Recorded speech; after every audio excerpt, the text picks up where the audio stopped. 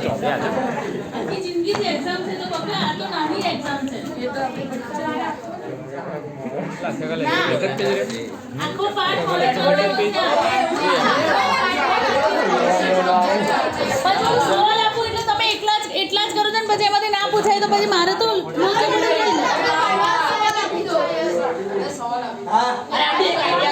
અડધા ચેપ્ટર ની એક્ઝામ લો અરે તો કરી લઈશું આપવું તો ક્યાં મારી વાત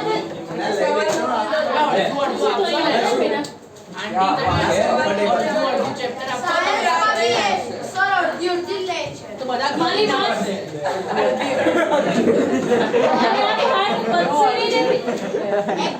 મારે આ પાઠ પસંદ ત્યાં સુધી આજે હું તમને છોડવાની નથી एक बार छोड़ दे प्लीज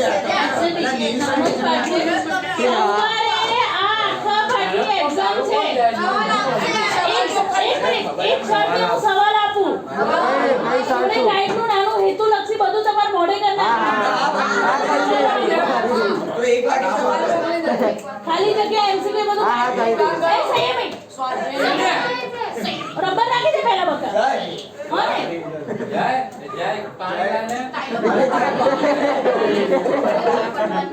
मैं किधर सोच रही चलो चौपड़ी काट बच्चा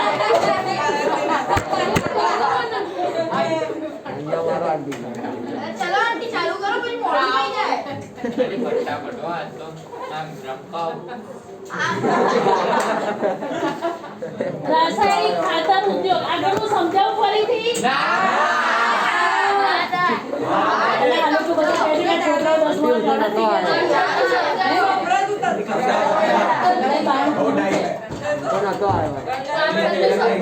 રાસાયણિક ખાતર ઉદ્યોગ દેશનું સૌપ્રથમ રાસાયણિક ખાતરનું કારખાનું 1906 માં તમિલનાડુમાં આવેલા રાણીપેટ ખાતે સ્થપાયો તો લીધી કરી નાખો સૌથી પ્રથમ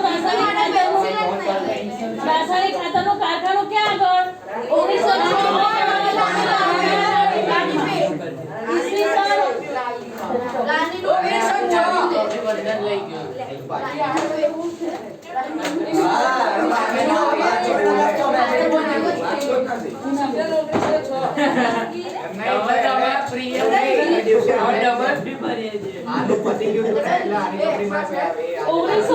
માં તમિલનાડુના રાણીપેટ ખાતે સ્થપાયું હતું એટલે રાસાયણિક ખાતર ઉદ્યોગની બહાર તમિલનાડુ લખી કાઢો રાસાયણિક ખાતર ઉદ્યોગની બહાર તમિલનાડુ લખી કાઢો એટલે નકશામાં તમિલનાડુ પૂરવાનું રાસાયણિક ખાતર ઉદ્યોગમાં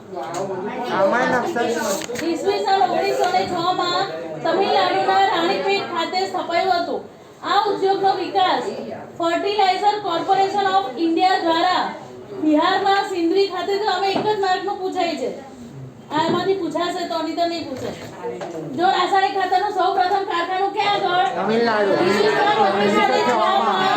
તમિલનાડુના રાણીપેટ ખાતે અને એનો ઉદ્યોગનો વિકાસ ક્યાં થયો તો કે ફર્ટિલાઇઝર કોર્પોરેશન ઓફ ઇન્ડિયા દ્વારા બિહારના સિંદરી ખાતેથી ફર્ટિલાઇઝર કોર્પોરેશન ઓફ ઇન્ડિયા દ્વારા બિહારના સિંદરી ખાતે રાસાયણિક ખાતર ઉદ્યોગનો વિકાસ થયો સૌથી પ્રથમ કારખાનું 1906 માં તમિલનાડુના રાણીપેટ અને એનો વિકાસ તો ફર્ટિલાઇઝર કોર્પોરેશન ઓફ ઇન્ડિયા દ્વારા બિહારના સિંદરી ખાતે તમને બેટા ત્યાં બહાર મેં તમિલનાડુ લખવાનું કીધું રાસાયણિક ખાતર ઉદ્યોગ તો ભાઈ તું લઈ જઈ ગયો ગુજરાત તમિલનાડુ ઉત્તર પ્રદેશ પંજાબ અને કેરળ ખાતે ઉદ્યોગ કેન્દ્રિત થયેલ છે ગુજરાતના કલોલ કંડલા હજીરા ભરૂચ વડોદરા એટલે તમારે આમાં યાદ રાખવાનું તમિલનાડુ પછી બિહાર છે બિહારના સિંદરી ખાતે એટલે બિહાર યાદ રહે ગુજરાત અને લખવાનું રાસાયણિક ખાતર ઉદ્યોગ ક્યાં તમિલનાડુ કારણ કે સૌથી પહેલું કારખાનું 1906 માં તમિલનાડુના રાણીપેટ ખાતે સ્થપાયું હતું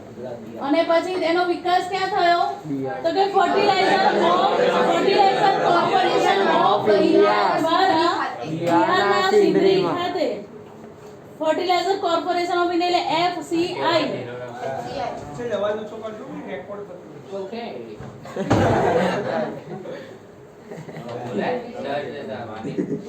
હવે પ્લાસ્ટિક ઉદ્યોગ પ્લાસ્ટિક ઉદ્યોગને સનરાઈઝ ઇન્ડસ્ટ્રી પણ કહે છે દેશમાં દર વર્ષે ઉત્તરોત્તર પ્લાસ્ટિકની કાચા માલની માંગમાં વધારો થયો છે વોટરપ્રૂફિંગ તથા બીબામાં ઢાળી શકાય તેવા ગુણના કારણે પ્લાસ્ટિકના ગુણ કયા? વોટરપ્રૂફિંગ અને બીબામાં ઢાળી શકાય. ક્યાં છે ક્યાં? જેવો આ શેપ આપો એવો શેપ બની શકે ને પ્લાસ્ટિકનો, એટલે હા પેલું આમ ખેંચીને તેવા ગુણના કારણે પેકિંગ, રસાયણના સંચયન, ટેક્સટાઇલ, મકાન બાંધકામ, વાહન નિર્માણ, ઇલેક્ટ્રોનિક્સ વગેરેમાં તેનો ઉપયોગ થઈ શકે. જે બનાવવું હોય એવા બીબામાં બોલે ઈશારાને નાટક ઈશારા भी नहीं કર્યા. જેવા બીબામાં નાખો એવો આકાર બની જાય એનો. બીબું એટલે? મેં કીધું તો ખરી. છાપ તમે મોલ્ડ અચ્છા હા બરાબર. તમે માટીકામના મોલ્ડ કેવા હોય તો માટીમાં નાના હતા ત્યારે લઈ જાઓ ને પછી એનું બનાવો ક્લેનો Clay. ક્લેમાં એવી રીતે. અને મોલ્ડ હોય ને એટલે એ ગુણ છે એનો. એટલે એનો ઉપયોગ શેમાં થાય તો કે રસાયણના સંચાયન, ટેક્સટાઇલ, મકાન બાંધકામ, વાહન નિર્માણ અને ઇલેક્ટ્રોનિક્સ વગેરેમાં તેનો ઉપયોગ થાય છે. દિલ્હી, મુંબઈ, કોલકાતા, બેંગ્લોર, વડોદરા, વાપી, કાનપુર, કોઈમ્બતુર અને ચેન્નઈ. કોઈમ્બતુર ને ચેન્નઈ બીજે ક્યાં હતા? કોઈ નહોતું તો પહેલી વાર આવવાનું. સુતરાઉ કાપડમાં. સુતરાઉ કાપડ. કોઈમ્બતુર ને ચેન્નઈ સુતરાઉ કાપડમાં હતા. એટલે યાદ રાખવાનું પ્લાસ્ટિક ઉદ્યોગમાં પણ કોઈમ્બતુર ને ચેન્નઈ.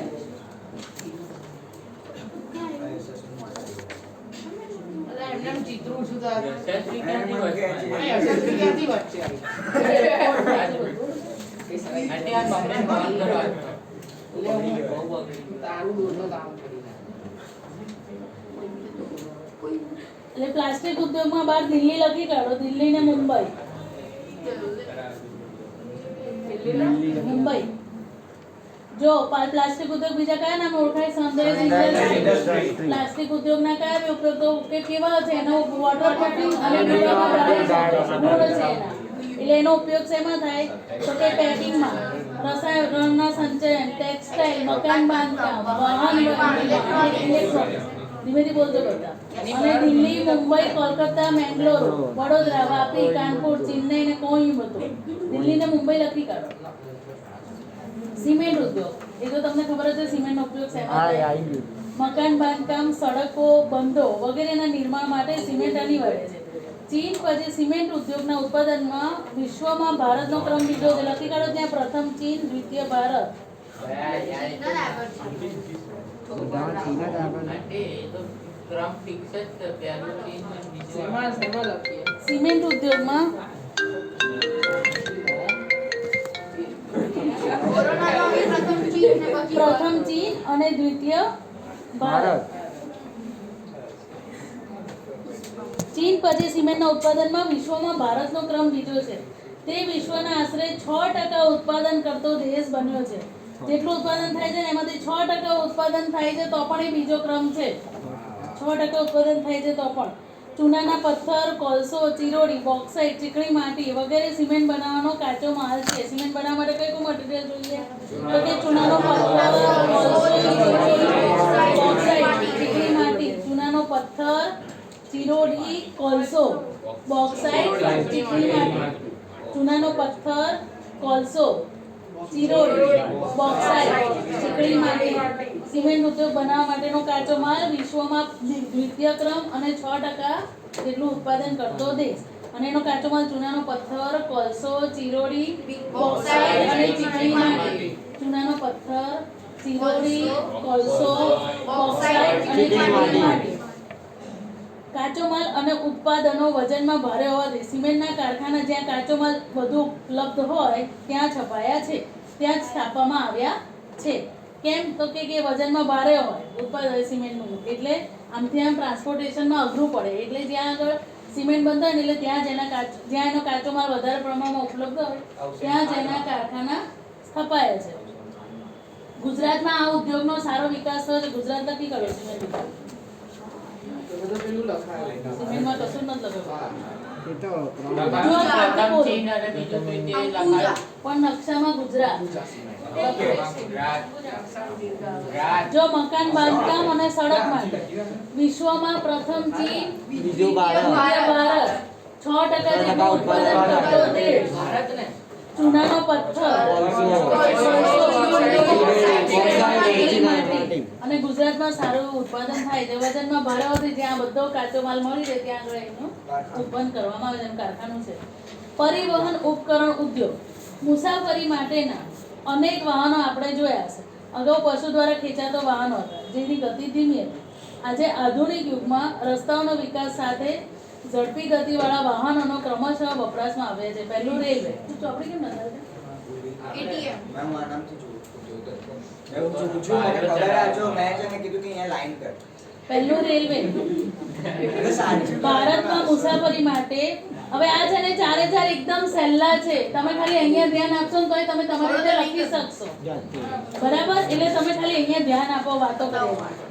એટલે એક ટોપિક તો હું તમને આખો અહીંયા જ મોડે કરી દઉં. બરાબર? એટલે આખો આ ચારે ચારનો એ તો અત્યારે મોડે થઈ જાય ને તમે ધ્યાન આપો તો બકા. આ બીજા બધા બધું તમને આવડે છે, ખાલી તમારે રાજ્યો જ મોડે રાખવાના છે. એ રાજ્યો જ નથી. પણ મેં તમને આગળ લખ્યું છે લગભગ મહારાષ્ટ્ર, લગભગ મહારાષ્ટ્ર, ગુજરાત અને ઉત્તર પ્રદેશ. મહારાષ્ટ્ર, ગુજરાત લગભગ બધામાં આવે છે. ખાલી આ સિમેન્ટ ઉદ્યોગમાં જ નથી. સિમેન્ટ ઉદ્યોગમાં નથી, એ સિવાય બધામાં મહારાષ્ટ્ર અને ગુજરાત લગભગ છે. જેમાં ભારત બીજા ક્રમે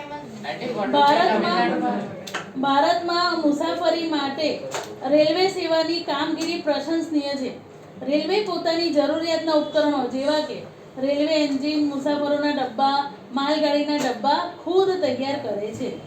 ઉપરાંત ખાનગી ધોરણે પણ ઉત્પાદન થાય છે. રેલવે એન્જિનના 3 પ્રકારના છે: વરાળ, ડીઝલ અને વિદ્યુત. વર્તમાન સમયમાં વરાળથી ચાલતા એન્જિનો હવે પ્રવાસન હેતુથી ચાલતા હેરિટેજ રેલવેમાં જ ઉપયોગમાં લેવાય છે. ડીઝલ અને વિદ્યુત એન્જિનોનું ઉત્પાદન પશ્ચિમ બંગાળના મિહિજામમાં લીટી કરજો મિહિજામમાં પશ્ચિમ બંગાળના મિહિજામમાં ચિત્તરંજન લોકોમોટિવ વર્ક્સ, વારાણસીમાં ડીઝલ લોકોમોટિવ વર્ક્સ અને જમશેદપુર ટાટા લોકોમોટિવ વર્ક્સમાં થાય છે. મુસાફરો માટેના ડબ્બા પેરામ્બૂર, બેંગલુરુ, કપૂરથલા અને કોલકાતામાં બને છે. આ ઉપરાંત રેલવેના પાટા, એન્જિન પંપ્સ, વ્હીલ વગેરેના કારખાના પણ છે. આપણે રેલવેના એન્જિનો તથા બીજા ઉત્પાદનોની વિદેશમાં નિકાસ પણ કરીએ છીએ. હવે આમાં રેલવેમાં તમે બહાર લખી કાઢો, પશ્ચિમ બંગાળ લખી કાઢો. આમ તો પૂછાશે જ નહીં. હા, પશ્ચિમ બંગાળ. જો રેલવેના કે એન્જિનના કેટલા પ્રકારના? વરાળ, ડીઝલ અને વિદ્યુત. હવે એમાં પહેલું છે ને વરાળ. વરાળનો ઉપયોગ ક્યાં થાય છે? તો કે હેરિટેજ રેલવેમાં જ. ત્યાં લખી કાઢો, વરાળ ઉપર સર્કલ કરી નાખો ને તે 1 નંબર.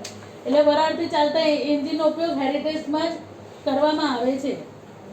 પછી વરાળથી ચાલતા જે એન્જિન હોય અહીંયા 1 નંબર લખી દો. 1 નંબર કરી નાખો. વરાળથી ચાલતા જે એન્જિન હોય એનો ઉપયોગ પ્રવાસન ઉદ્યોગમાં હેરિટેજમાં જ કરવામાં આવે છે. પછી બીજું છે ડીઝલ અને વિદ્યુત. એની પર બી સર્કલ કરી નાખો. ડીઝલ અને વિદ્યુતનું ઉત્પાદન પશ્ચિમ બંગાળના મિહિજામ ચિત્તરંજન લોકોમોટિવ વર્ક્સ, વારાણસીમાં ડીઝલ લોકોમોટિવ વર્ક્સ અને જમશેદપુર ટાટા લોકોમોટિવ વર્ક્સમાં થાય છે. બસ આ ડીઝલ અને વિદ્યુત બંને ભેગું છે. એનું ઉત્પાદન આટલી જગ્યાએ થાય છે. અને વરાળથી ચાલતા એન્જિનોનો ઉપયોગ હેરિટેજ રેલવેમાં થાય. અને મુસાફરો માટેના જે ડબ્બા હોય એ 4થો પોઈન્ટ લખી કાઢો. મુસાફરો માટેના ડબ્બા ક્યાં બને? તો કે પેરામ્બૂર, બેંગલુરુ, કપૂરથલા અને કોલકાતા. આ તમારે યાદ રાખવું પડશે. આમાંથી એક જ માર્કનું પૂછાય. આવું જૂનું છે ને કોઈ બી એક માર્કનું પૂછાય. લગભગ તો MCQમાં જ એ લોકો પૂછે, બોર્ડમાં એટલું બધું ટફ ના પૂછે. એટલે મુસાફરો માટેના ડબ્બા પેરામ્બૂર, બેંગલુરુ, કપૂરથલા અને કોલકાતા. અને રેલવેના પાટા, એન્જિન વગેરેના વિવિધ કારખાના. ટૂંકમાં રેલવેના જે અલગ અલગ પાર્ટ્સ બને બધાનું ઉત્પાદન એક સાથે થતું નથી. બધાનું ઉત્પાદન અલગ અલગ જગ્યાએ થાય છે. પહેલું વરાળથી ચાલતા એન્જિનનો ઉપયોગ શેમાં? હેરિટેજ પ્રવાસનમાં. પછી ડીઝલ અને વિદ્યુત એન્જિનનું ઉત્પાદન ક્યાં થાય? તો કે પશ્ચિમ બંગાળના મિહિજામમાં ચિત્તરંજન. બધા જો લોકોમોટિવ વર્ક બાજુમાં કોમન છે. એટલે પહેલું પશ્ચિમ બંગાળના મિહિજામમાં ચિત્તરંજન, પછી બીજું વારાણસીમાં ડીઝલ અને ત્રીજું જમશેદપુર ટાટા. બરાબર? એ 3 જગ્યાએ એનું ઉત્પાદન કરવામાં આવે છે, એન્જિનનું ઉત્પાદન. પછી મુસાફરો માટેના જે ડબ્બા હોય એ ક્યાં બને? પેરામ્બૂર, બેંગલુરુ, કપૂરથલા અને કોલકાતા. પેરામ્બૂર, બેંગલુરુ, કપૂરથલા અને કોલકાતામાં. અને બીજા બધા અલગ અલગ પાર્ટ્સ બીજી બધી જગ્યાએ બને. અને આપણે એની રેલવેના એન્જિનો અને બીજા ઉત્પાદનોની તારે એ કાઢવાની ક્યાં જરૂર હતી? અરે કઈ પેલું ટીક કરવાનું હોય તો હું એ લાઈન લખી દઉં પછી અચ્છા ઓકે તમે જો રસ દેખાય ધગસ ભણવાની સડક વાહનો સ્વતંત્રતા પહેલા આપણે વિદેશથી આયાત કરેલા ગાડીના ભાગોને જોડીને ગાડીઓ બનાવતો. સ્વતંત્રતા પહેલા કેવી રીતે ટુ વ્હીલર ને બધું ગાડી ને બધું બનતું હતું? વિદેશથી બધાના પાર્ટ્સ આવે એસેમ્બલ અને પછી અહીંયા આગળ જોડી દે. હવે તો ટ્રક, બસ, કાર, મોટરસાયકલ, સ્કૂટર અને સાયકલ બનાવવાના કારખાના દેશમાં જ સ્થપાય છે. સડક વાહનનું ઉત્પાદન મોટે ભાગે ખાનગી ધોરણે થાય છે. વિશ્વમાં વ્યાવસાયિક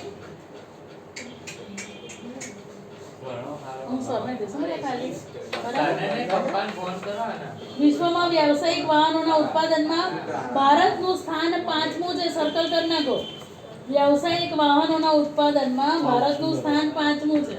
આજે ભારતમાં તૈયાર થતા વાહનો તથા તેના જુદા જુદા ભાગોની વિદેશમાં નિકાસ પણ કરાવે છે. પહેલા આપણે આયાત કરતા હતા આઝાદી પહેલા, અને હવે આપણે નિકાસ કરીએ છીએ. ટ્રેક્ટર અને સાયકલનું પણ મોટા પ્રમાણમાં ઉત્પાદન થાય છે, જેની આપણે વિદેશમાં નિકાસ કરીએ છીએ. કયા કયા વાહનની? ટ્રેક્ટર અને સાયકલ. વિશ્વમાં વ્યવસાયિક સાધનના વાહનના ઉત્પાદનમાં 5મું સ્થાન. ચલો, જહાજ બાંધકામ. ભારતમાં જહાજ બાંધકામનો ઉદ્યોગ પ્રાચીન સમયથી છે, પણ વર્તમાન સમયમાં આધુનિક ઢબે જહાજ બાંધવાના મુખ્ય 5 કેન્દ્રો છે: વિશાખાપટ્ટનમ, કોલકાતા, કોચી, મુંબઈ અને માર્મગોવા. માર્મગોવા આગળ શેમાં આવ્યું? પોલાદમાં આવ્યું, લોખંડ પોલાદમાં કદાચ. ના, પોર્ટ જ નોવા હતો. પોર્ટ નોવા હતું અને આ માર્મગોવા. માર્મગોવા એટલે ગોવા? ખબર નહીં. જો જહાજ બાંધકામના મુખ્ય 5 કેન્દ્રો કયા? વિશાખાપટ્ટનમ, કોલકાતા, કોચી, મુંબઈ અને માર્મગોવા. વિશાખાપટ્ટનમ, કોલકાતા, કોચી, મુંબઈ અને માર્મગોવા. કોચી અને વિશાખા એમાં પાછા ભાગ પડે છે કે કોચી અને વિશાખાપટ્ટનમ છે ત્યાં મોટા કદના વાહનનું બાંધકામ થાય અને ખાનગી ક્ષેત્ર ધરાવતી વાહનની ગોદીઓ સ્થાનિક જરૂરિયાત પૂરી કરે છે. વિશાખાપટ્ટનમ, કોલકાતા, કોચી, મુંબઈ અને માર્મગોવા એ જાહેર ક્ષેત્રના જહાજ બાંધકામના. એમાં કોચી અને વિશાખાપટ્ટનમમાં મોટા જહાજનું ઉત્પાદન થાય. અને આ ઉપરાંત ખાનગી ક્ષેત્ર ધરાવતી વાહનની ગોદીઓ સ્થાનિક જરૂરિયાત પૂરી પાડે છે. હેલિકોપ્ટરનું ઉત્પાદન પણ હવે આપણા દેશમાં થવા લાગ્યું છે. સૈન્યની જરૂરિયાત માટે બેંગાલુરુ, કોરાપુટ, નાસિક, હૈદરાબાદ અને લખનૌમાં હવાઈ જહાજના ઉદ્યોગોના એકમો સ્થાપવામાં આવ્યા છે. હેલિકોપ્ટરનું ઉત્પાદન ક્યાં આગળ થાય છે? તો કે બેંગલુરુ, કોરાપુટ, નાસિક, હૈદરાબાદ અને લખનૌ. બેંગલુરુ, કોરાપુટ, નાસિક, હૈદરાબાદ અને લખનૌ.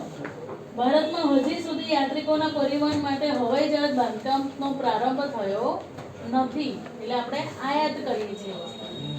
પરિવહન માટે જે જોઈએ બધાને બેસીને એક જગ્યાએથી બીજી જગ્યાએ મુસાફરી કરવા, એ પક્કા જહાજ છે. એનું ઉત્પાદન આપણે અહીંયા આગળ હજી ચાલુ કર્યું નથી.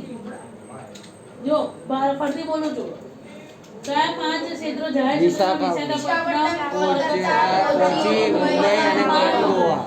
વિશાખાપટ્ટનમ, કોલકાતા, કોચી, મુંબઈ અને માર્મગોવા. એમાં કોચી અને વિશાખાપટ્ટનમ એટલે બાકી રહ્યું કોલકાતા, મુંબઈ ને માર્મગોવા રહ્યું.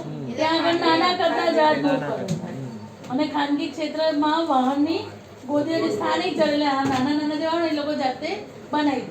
હેલિકોપ્ટરનું ઉત્પાદન સૈન્યની જરૂરિયાતો માટે બેંગલુરુ, કોરાપુટ, નાસિક, હૈદરાબાદ અને લખનૌ. બેંગલુરુ, કોરાપુટ, નાસિક, હૈદરાબાદ અને લખનૌ. એ કયા હેલિકોપ્ટરનું? સૈન્યની જરૂરિયાત અને હજી લોકોની જરૂરિયાત માટેના જે વાહન બાંધકામ અહીંયા થતું નથી. આપણે એક જગ્યાએથી બીજી જગ્યાએ જે વાહનમાં જવું હોય, જે ટ્રાન્સપોર્ટેશન છે અત્યારે, એનું ઉત્પાદન આપણે નથી કર્યું, આપણે આયાત કરીએ છીએ. હવે ઇલેક્ટ્રોનિક ઉદ્યોગ, રેડિયો સેટ તથા ટેલિફોન ઉદ્યોગની સ્થાપના 1905માં થઈ. રેડિયો અને ટેલિફોનની 1905માં થઈ. જહાજ કયા બન્યા છે? પેલા વાહનો જે એમનો ઉપયોગ કરે ટ્રાન્સપોર્ટેશન માટેના નથી બનાવતા, આપણે મુસાફરોની હેરફેર માટેના નથી બનાવતા. એટલે પાર્ટ આયાત કરીએ ને પછી જોઈન કરી એવી જ રીતે ને આખું એટલે એ આવ્યું ને કે વાહનની ગોદીઓ સ્થાનિક જરૂરિયાત પૂરી કરે ખાનગી ક્ષેત્ર ધરાવતું. એટલે નાના નાના જે તું લાકડાને કહે છે ને એવી રીતે એ લોકો નાના બનાવે. ને મોટા. પણ જે પરિવહન માટે છે ને બધાને યાત્રિકો માટેના એ હજી અહીંયા નથી બનતા. આપણે આ આયાત કરીએ ગુજરાતમાં છીએ. બને છે ને ખંભાતમાં. એ પીલા બકા આમાં આવ્યું ને વાહનની ગોદીઓ સ્થાનિક જરૂરિયાત હા માટે એક્ચ્યુઅલી બને લાંબા ટ્રાન્સપોર્ટેશન માટે નથી બનતા. તમે મુંબઈથી ગોવા જે જાઓ હા, તમે મુંબઈથી ગોવા માટે જ બને. આ છે ને 4-5 વર્ષ પહેલાની છે તો ત્યાર નહીં બની બરાબર. ગાડી ખોટું ખોટું શીખવાડે છે આ તો. એ આવું ન કરે. આ તો અહીંયાથી પકડે. તમે નવી જોયા છો ઇલેક્ટ્રોનિક ઉદ્યોગ રેડિયો સેટ જોયા છે તથા ટેલિફોન ઉદ્યોગની સ્થાપના તું તો નીકળી ગયો 1905 થી ભારતમાં થઈ, જેને ઇલેક્ટ્રોનિક ઉદ્યોગની શરૂઆત કહી શકાય. ઇલેક્ટ્રોનિક ઉદ્યોગની શરૂઆત ક્યારે થઈ? 1905 થી ભારતમાં થઈ. 40 પતી જશે. ભારતમાં ઇલેક્ટ્રોનિક્સ લિમિટેડ બેલ BEL ભારત ઇલેક્ટ્રોનિક્સ લિમિટેડ બેંગ્લોરમાં છપાઈ લીટી કરી નાખો BEL, જેનો હેતુ સેના આકાશવાણી હવામાન વિભાગના ઉપકરણો બનાવવાનો હતો. BEL શું બનાવે? સેના આકાશવાણીના હવામાન વિભાગના ઉપકરણો બનાવવા. રેડિયો આકાશવાણી એટલે પહેલા અત્યારે FM ને બધું છે ને એની જગ્યાએ પહેલા આકાશવાણી હતું એમ એવું કહેવાય. એ નાનો રેડિયો હોય ને આકાશવાણી એમાં બધા ગીતો તમારે જે ગીતો સાંભળવા હોય ને તમે ત્યાં પહેલા ટીવી બીવી કશું નતું એટલે પહેલા જૂના જમાના બધાને જે ગીતો સાંભળે એ લોકો ત્યાં રિક્વેસ્ટ કરે ને એ ગીતો એ લોકો વગાડે આકાશવાણીમાં. આજે Indian space research ISRO Indian space research ઓર્ગેનાઇઝેશનના સહયોગથી ઘણા જ ઇલેક્ટ્રોનિક ઉત્પાદન થયું ઉપકરણોનું નિર્માણ થયું છે. એટલે કઈ પહેલા તો 1905 થી ઇલેક્ટ્રોનિક ઉદ્યોગની શરૂઆત થઈ. એમાં BEL એટલે ભારત ઇલેક્ટ્રોનિક્સ લિમિટેડની સ્થાપના બેંગ્લોરમાં થઈ. એનો હેતુ શું હતું? સેના આકાશવાણી હવામાન ઉદ્યોગના ઉપકરણ બનાવવાનું. અને પછી ISRO Indian space research organisation સાથે સહયોગ કરીને ઘણી ઇલેક્ટ્રોનિક ઉપકરણોનું ઉત્પાદન કરવામાં આવે છે. હવે આમાં તમને એવી રીતે પૂછાય, આમાં લગભગ 3 કે 4 માર્કનો આખો સવાલ જ પૂછાય. આખો જ. કોઈ પણ બે વિષય સમજો આમાંથી નકશાને લગતું કશું પૂછાતું નથી, કાં તો 1-1 માર્કનું પૂછાય. આ આપી આ દેશે ઉદ્યોગ બ્લુપ્રિન્ટ. આ આવે છે નવી. નવી તો છે. જૂની આખી તો એક એક પણ હવે હવે બેટા બદલાઈ ગઈ ને. ભયા ને એટલે હવે 24 માર્કના MCQ થઈ ગયા ને 16 ની જગ્યાએ. હવે નહીં. ના. અરે એ તો આ ઉદ્યોગ સામાન્ય લોકોના જીવનમાં તથા દેશના અર્થતંત્ર અને લોકોની જીવનશૈલીમાં ઘણું જ પરિવર્તન કર્યું છે. મારે લાફો ખાવો છે તારે એક મારી જોડે એક જ હતી કાન એ લે. નાની મારે કેટલી હદબંધ કરે છે. એમાં તને પાઠ મોડે નથી જતો, તને ઈ સમજ પડે છે કે નથી પડતી રમતમાં? ભણવા આવે કે શું કરવા આવે? કોના ઈશારા ક્યારના મન કરે તો એની સામે શું કરે છે? આમાંથી ચોપડીમાં જો ને. આપણે ભણવાના લખણ બી તો હોવા જોઈએ ને સામે. સાચી બધા આવે બસ લખાણ હોય તો સાચી બધા. એ ઘરે છે ને કદાચ એની એની મમ્મી મારી મજરીને એને ભણવા બેસાડશે, સમજી લે. એની મમ્મી એની જોડે હલશે નહીં. તું પહેલી સારી જો બાકી જાય. સહેલી છે. આવ. પણ બેટા હું એમ સમજાવું છું એટલે આપણે ભણવામાં જીવ રાખો બેટા. એમાં ઝઘડા ઝઘડી પર બે જણ આવી જશો. તમે ઈશારા કરો. બંનેની પોલો ખુલી જશે. મારી કઈ છે તો આ એ તો આ બધું અમારે રેકોર્ડ કરશે. એ તો તું. સહી રહે. બસ આપણે છૂટીને અરે જશે. શું આટલી વાર? કોઈની એવું આપણે કોઈનું એવું કરવાનું. કોઈની દુખતી નસ કોઈ દિવસ ના દબાવવી જોઈએ, આ સમજી ચૂગલી લેજે. કરે બીજી ભલે કોઈની દુખતી નસ ના દબાવવી. દબાવા જમાને સંયમી દબાવે, હું નહીં દબાવતો. મારે એકદમ બોલ્યા. તમે એને કઈ નહીં બોલ્યા. અને આપણને ઋષિકને એને તો જે ઠોકી દઉં ઓછા છું. લાવે એને કઈ નહીં બોલો, મને જ બોલશો. સારું છે તારે વધારે લાવજો ને, બધા જ લાવજો ને. કદાચ હું તને બોલું. અરે આ તો તારે સારા માટે બોલીશ ને. તું કહેતો જ ના બોલ. જે સાંભળતો હોય ને એને બોલવાનું. મેં પહેલા કીધું તું. મેં કોના ત્યાં ફોન કર્યો તો? જે સાંભળતું હોય એને બોલવાનું, બરાબર? હા, જ્યારે હમણાં તો email કર્યો હતો. જે સાંભળતું હોય એને બોલવાનું. એમ કહું છું તમે 10 દિવસે ફોન કર્યો કે તારી મમ્મી 10-15 દિવસમાં બતાવો call એ. તને કર્યો તો કે નહીં? એને નતો કર્યો. જે સાંભળતું હોય એને કહેવાનું. ખાલી એની મમ્મીને જીવ બળવાનું ટેન્શન કરવાનું ઘરે જઈને કે ટ્યુશનમાં હેરાન કરે છે. એ હું કરું? મમ્મી બસ ના કરે બેટા. તું ખાલી હવાઈ કરીને જતો રે બસ. તારે બીજું કશું જ કામ નહીં કરવાનું. પાછળનું કામ આવે બેટા આપણે. આ ઉદ્યોગ સામાન્ય લોકોના જીવનમાં તથા દેશના અર્થતંત્ર અને એ એમાં જોવે છે અને લોકોની જીવનશૈલીમાં ઘણું જ પરિવર્તન કર્યું છે. તો કોઈ બીજા ના હાલે. ભાઈ બીજા તો હોય જ ને આમાં શું કરવા લાવું પૂછું ને. કરે? કોમ્પ્યુટરમાં હાર્ડવેર હા રે આલ્યા હું જ કહું છું એને લાઈન કર.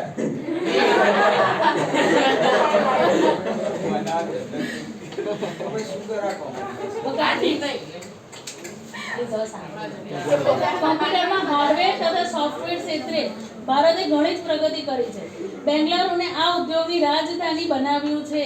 ત્યાં લખી કાઢો, સર્કલ કરી નાખો. બેંગ્લોર એટલે હાર્ડવેર અને સોફ્ટવેરની રાજધાની બેંગ્લોરમાં છે ને. બધી કોમ્પ્યુટર એન્જિનિયર, કોમ્પ્યુટર ફિલ્ડ, બધું સોફ્ટવેર ફિલ્ડ બધું ત્યાં જ છે. હવે એનો જવાબ તેને ભારતની સિલિકોન વેલી પણ કહેવાય છે. એક માર્કમાં પૂછાય છે બેંગ્લોરને ભારતની સિલિકોન વેલી કેમ કહેવામાં આવે? તો કે ત્યાં કોમ્પ્યુટરમાં હાર્ડવેર અને સોફ્ટવેર છે. તમને ખબર જ છે ને કે તમારે આઈટી કે કોમ્પ્યુટર ફિલ્ડમાં જાઓ તો તમને સૌથી સારામાં સારા સ્કોપ બેંગ્લોરમાં છે અને પછી પુણે આવે. અંશ વાતો પતી ગઈ બકા?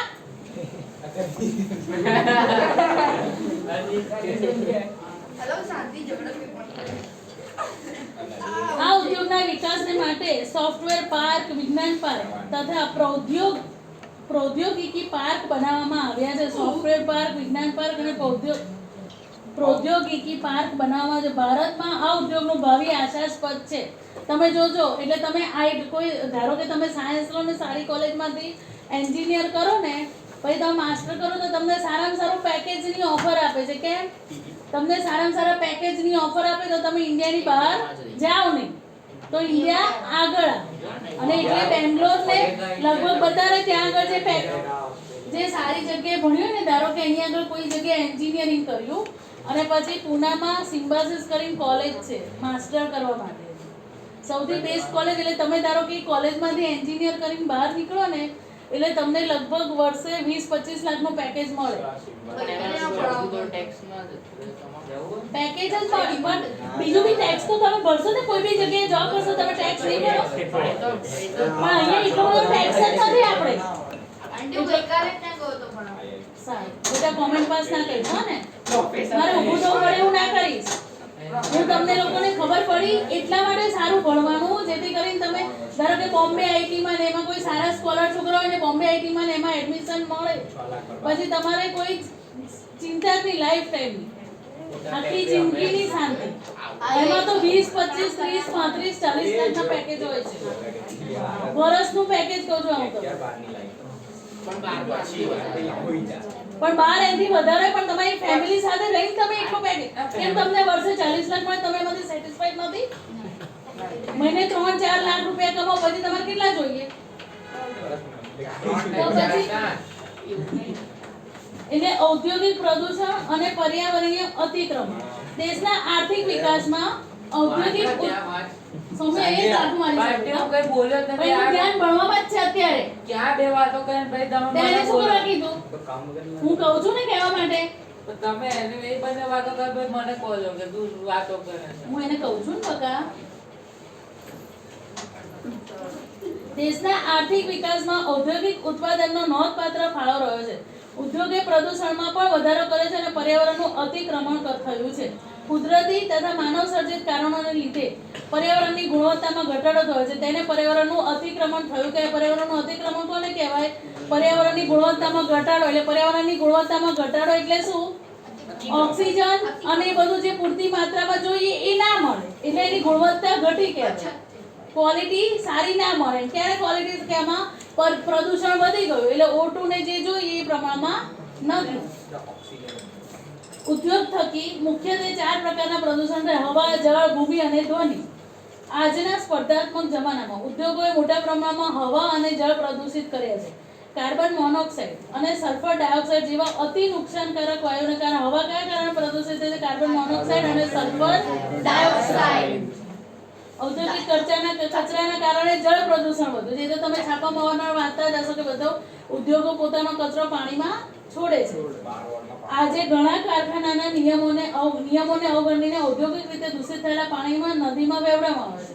આજે પાણી દૂષિત કરતા અતિ દૂષિત બન્યું છે. બધું કચરો નાખે, કોઈ ગવર્મેન્ટની જે નિયમ છે એનું પાલન કરતા નથી. ધ્વનિ પ્રદૂષણ પણ માનવ જીવન માટે બહેરાશનું એક કારણ છે. ઉદ્યોગોમાં જૂની મશીનરી તથા પરિવહનના સાધનોના કારણે અવાજનું પ્રદૂષણ વધ્યું છે. અતિશય ઘોંઘાટના કારણે મનુષ્ય માનસિક તાણ પણ અનુભવે છે. પર્યાવરણીય અતિક્રમણને રોકવાના ઉપાયો. દેશનો વિકાસ થાય પણ સાથે સાથે પર્યાવરણનો વિનાશ પણ ન થાય. લીટી કરવાનું. દેશનો વિકાસ થાય પણ કેવી રીતે? પર્યાવરણને નુકસાન કર્યા વિના, તો જ વિકાસ શક્ય બને. ઔદ્યોગિક વિકાસનું યોગ્ય આયોજન કરી પ્રદૂષણની માત્રા ઘટાડી શકાય. ઉપકરણોની ગુણવત્તા તથા ઇંધણની પસંદગી દ્વારા પણ પ્રદૂષણ ઓછું કરી શકાય. તમે જોજો એટલે વ્હીકલમાં પેલું ફરજિયાત થઈ ગયું, પેલો ટેસ્ટ કરો તમે કરો એનું આપે ને એટલે ખબર પડે કે આ વાહનમાંથી કેટલું પોલ્યુશન થાય છે. અને પોલ્યુશન થતું હોય તો એ લોકો આપણને પીયુસી ના આપે. એટલે તમે એ વ્હીકલ ચલાવી ના શકો. હમણાં ગવર્મેન્ટ એટલે કાયદો કાઢો કે 15 વર્ષ જૂના વ્હીકલો એ બધા ભંગારમાં જવા દેવાના. કેમ? તો કે જેટલું વ્હીકલ જૂનું થાય એમ એનું એન્જિન ને બધું ઘસાતું જાય. એન્જિન ને બધું ઘસાતું જાય એટલે પ્રદૂષણ, હવાનું પ્રદૂષણ, અવાજનું પ્રદૂષણ બધું વધતું જાય. એટલે ગવર્મેન્ટ આવા નવા કાયદા કાઢે છે કે જેથી કરીને એ પ્રદૂષણ અટકાવી શકે. ઉપકરણોની ગુણવત્તા તથા ઇંધણની પસંદગી દ્વારા પણ પ્રદૂષણ ઓછું કરી શકાય છે. હવામાં ઉત્સર્જિત થતા પ્રદૂષણને ફિલ્ટર, સ્ક્રબર યંત્ર, પ્રેસિપિટેટર્સ દ્વારા નિયંત્રિત કરી શકાય છે. ઉદ્યોગોના પ્રદૂષિત પાણીને નદીમાં છોડતા પહેલા શુદ્ધિકરણ કરો પછી છોડો નદીમાં, એટલે જળ પ્રદૂષણ નિવારી શકાય છે. ઉદ્યોગોના પ્રદૂષિત પાણીને પ્રક્રિયા દ્વારા શુદ્ધ કરી શકાય છે. આગળનો પાઠ કાઢો. આ પાઠનું આગળનું પાનું કાઢો. પહેલેથી પાઠ કાઢો. ચલો પહેલેથી કે મેં કીધું એટલે લેન્ડી ભણાવતો નહીં પૂછો ને. આ પૂછશે તને જ પૂછશે. જો ઉદ્યોગ કોને કહેવાય? મનુષ્ય દ્વારા બૌદ્ધિક, સાંસ્કૃતિક અને આર્થિક ક્ષમતા 100 મિલો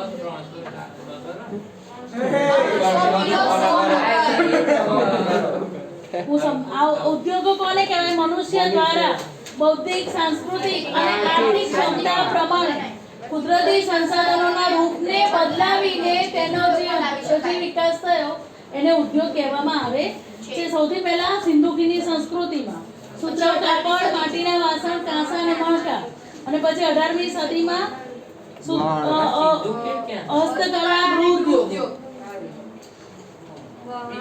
પછી સુતરાઉ કાપડ, મલમલનું કાપડ, ધાતુના વાસણો અને આભૂષણો. ઉદ્યોગોનું મહત્વ. પહેલા તો આર્થિક વિકાસ ત્યારે જ થઈ શકે જ્યારે ઔદ્યોગિક વિકાસ થાય, અને એના વિના અસંભવ છે. એટલે યુએસએ, રશિયા, જાપાન, ચીન, દક્ષિણ કોરિયા વગેરે દેશો આપણા દેશથી આગળ છે. ચીન નથી લખેલું પણ આવડે છે. ખોટું પડે.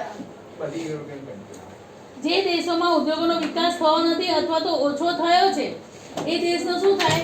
એ સંયમી એક લાફો મારી દઈશ. આંટી આર્થિક વિકાસ મને બધી સમજ પડે છે બેટા.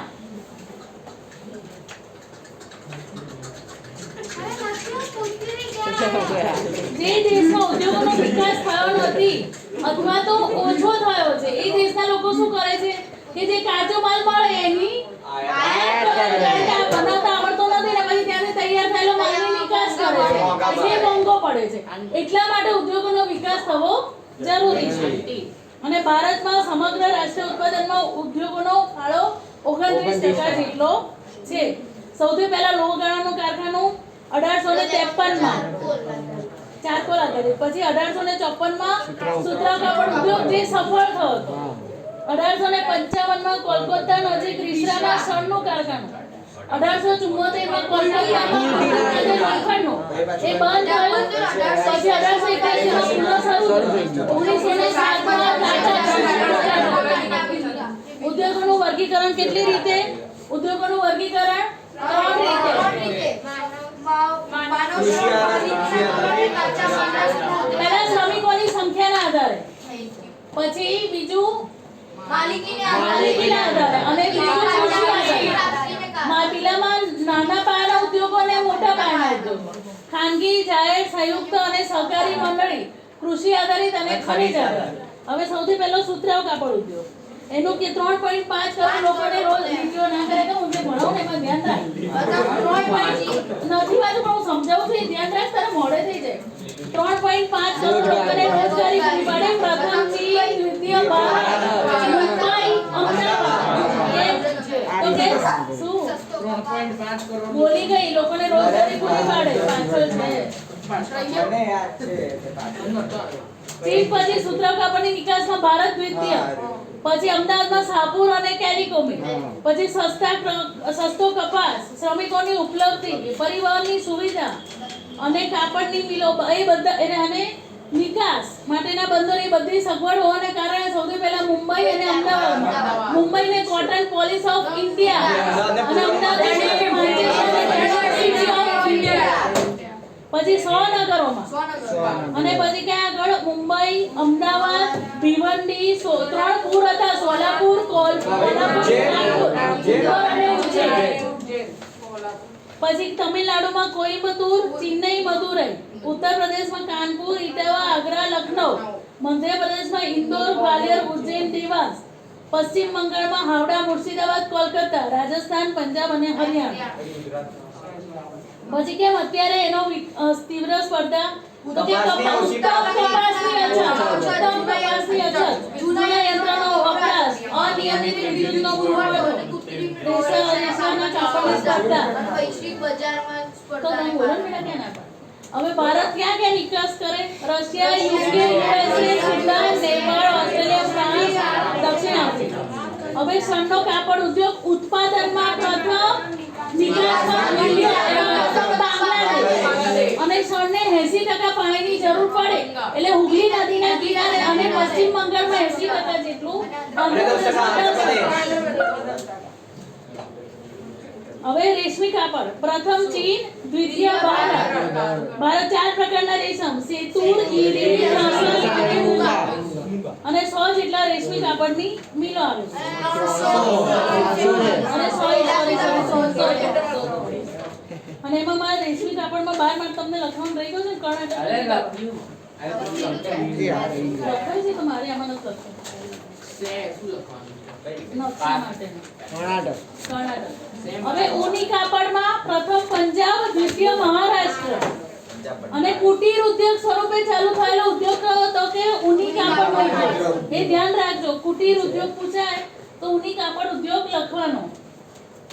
હવે પંજાબમાં ક્યાં આગળ? તો કે ધારીવાલ, લુધિયાણા, અમૃતસર. પછી રાજસ્થાનમાં બીકાનેર, જમ્મુ કાશ્મીરમાં શ્રીનગર અને પંજાબ અને મહારાષ્ટ્ર. ઉત્તર પ્રદેશમાં મિલો. નિત્ય મહારાષ્ટ્ર. ઉત્તર પ્રદેશમાં મિલો. હા, અને ત્રીજું ઉત્તર પ્રદેશ. કૃત્રિમ કાપડ એટલે માનવ નિર્મિત રેસામાંથી બનેલું કાપડ. એના ગુણો મજબૂત, ટકાઉ અને કરચલી ના પડે તેવો. એટલે એનો ઉપયોગ વધી ગયો છે.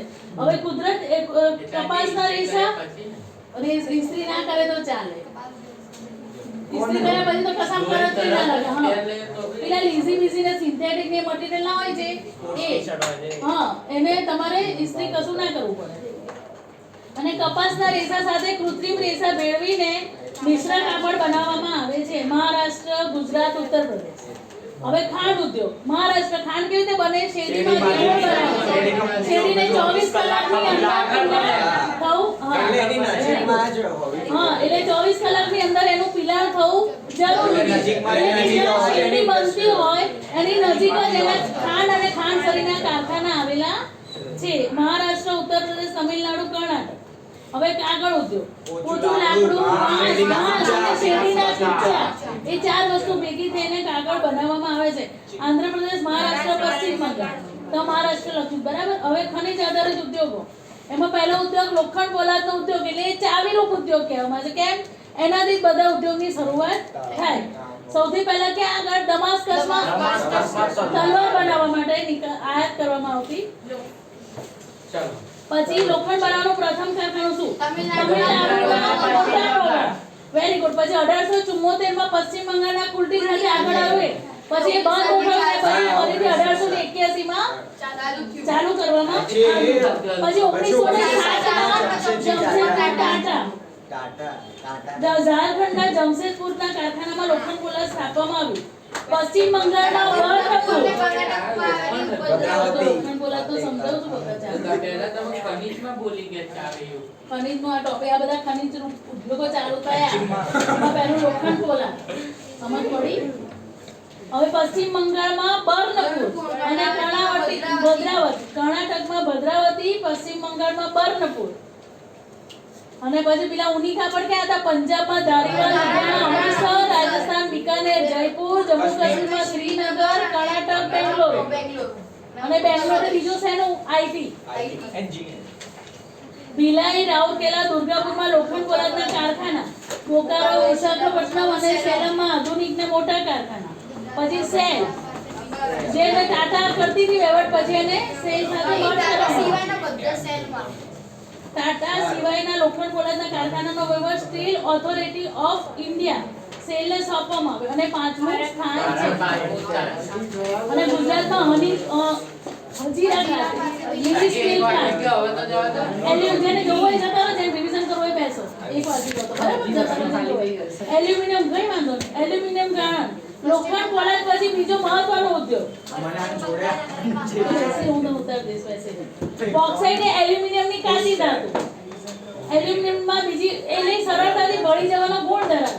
એટલે એમાં બીજી ધાતુ મેળવીને મોટર, રેલવે, હવાઈ જહાજની યાંત્રિક સાધન. આમાં 40 થી 50% વિદ્યુતનો ખર્ચ થાય છે. કયા ઉદ્યોગમાં? એલ્યુમિનિયમ.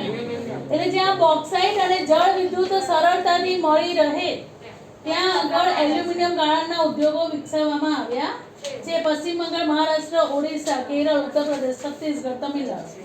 તાંબુ ગાળણ ઝારખંડ.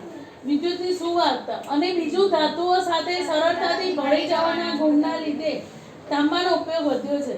એનો ઉપયોગ છે એમાં વિદ્યુતના ઉદ્યોગમાં એસી, ફ્રીજ, ઓટોમોબાઈલ, રેડિએટર અને ઘર વપરાશ. બેટા તમારા લોકોને મોડેથી છે ને એટલે હું સમજુ એટલે ઘડિયાળ સામું ના છો. તમને મોડું થતું હોય મને બી મોડું થતું હોય ને બેટા. કહો ચલો. તો પછી ભારતમાં સૌપ્રથમ તાંબા ગાળણનો ઉદ્યોગ એકમ કહો ભારતીય તાંબા નિગમ આઈસીસી દ્વારા ઝારખંડમાં ઘાટશિલામાં. પછી 1972 માં ભારતીય તાંબા નિગમને HCL હિન્દુસ્તાન કોપર લિમિટેડ સાથે મર્જ કરવામાં આવ્યું. શું? ઇન્ડિયન કોપર કોર્પોરેશન અને ભારતીય નિગમને પછી હિન્દુસ્તાન કોપર લિમિટેડ HCL માં મર્જ કરવામાં આવ્યું. આજે હિન્દુસ્તાન કોપર લિમિટેડ ઉપરાંત ખાનગી ક્ષેત્રમાં પણ તાંબાનું ઉત્પાદન કરવામાં આવે છે. તાંબાનું આટલું બધું ઉત્પાદન થાય છે છતાં પણ આપણે એની આયાત કરવી પડે છે. રસાયણ ઉદ્યોગ ગુજરાત આયાત આપણે મંગાવવું પડે છે. રસાયણ ઉદ્યોગના ઉત્પાદનમાં ભારતનું સ્થાન મહત્વનું છે. રસાયણ બે પ્રકારના કાર્બનિક રસાયણ, અકાર્બનિક. આમાં બધું કાર્બનિક રસાયણ વિશે જ છે.